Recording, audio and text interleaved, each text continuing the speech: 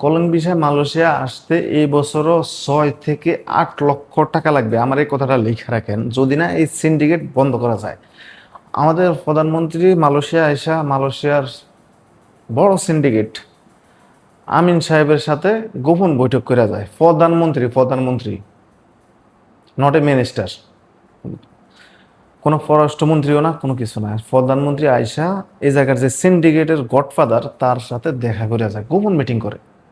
কিসের গোপন মিটিং করছে এটা আমার জানার বিষয় না। বাংলাদেশে যেমন 25টা রিক্রুটিং এজেন্সির নাম ঠিক করে দিছে মালয়েশিয়া থেকে, তেমনি নেপালেও 25টা রিক্রুটিং এজেন্সির নাম ঠিক করে দিছে মালয়েশিয়া থেকেই। তখন নেপালের সরকার এবং পররাষ্ট্র মন্ত্রণালয় থেকে মালয়েশিয়ান যে রাষ্ট্রদূত নেপালে থাকে, মানে নেপাল হাইকমিশন থাকে মালয়েশিয়ান, ওনারা ডাকছে, জায়গা জিজ্ঞেস করছে কেন আমার দেশের 25টা রিক্রুটিং এজেন্সির নাম সাজেস্ট করা হয়েছে। আমার দেশে 1200 রিক্রুটিং এজেন্সি আছে। পরবর্তীতে তারা মালয়েশিয়ার ফরেন মিনিস্ট্রিতে চিঠি পাঠাইছে নেপালের সরকার থেকে, যে কেন 25টা রিক্রুটিং এজেন্সির নাম সাজেস্ট করা হয়েছে, আমার এখানে 1200 রিক্রুটিং এজেন্সি আছে আরও, কেন সবার জন্য উন্মুক্ত হয় নাই।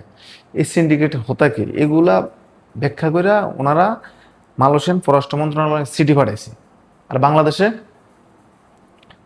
কি হয়েছে, বাংলাদেশে 2000-এর উপর রিক্রুটিং এজেন্সি আছে। তো 25টা রিক্রুটিং এজেন্সি কিভাবে এ নিয়োগ পায়? গত বছর যেটা ছিল 100 রিক্রুটিং এজেন্সি থাকার পরও 17,000 কর্মী আসতে পারে না। এখন কেন এটা 25টাতে আসছে? কেন? এর পেছনে কারা? আমার কি বলবো ভাই, আমাদের দেশ ওই 71-এ যেমন ছিল এখনো তেমনই রয়েছে। আওয়ামী লীগ যেমন ছিল বিএনপিও তেমন।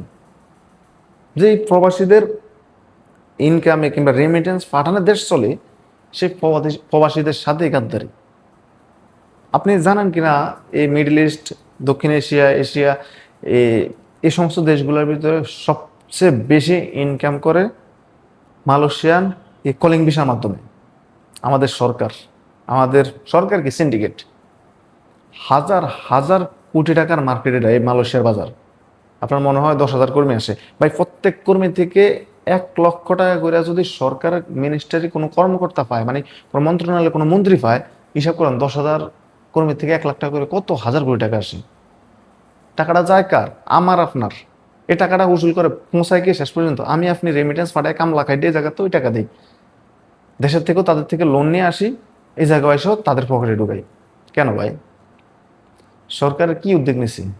সরকার কয়টা চিঠি পাঠাইছে মালয়েশিয়ান সরকারের কাছে, কিংবা মালয়েশিয়ান যে হাই কমিশনার আছে বাংলাদেশে, তারা ডাইকা কিছু বলছে, তার কাছে জিজ্ঞেস করছে?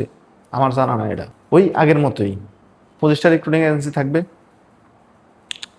এই 25টা রিক্রুটিং এজেন্সির মাধ্যমে আপনার আসতে হবে, তারা 8 লক্ষ টাকা ফিক্সড করে দেবে, 8 লক্ষ টাকা দিয়ে আপনার আসতে হবে।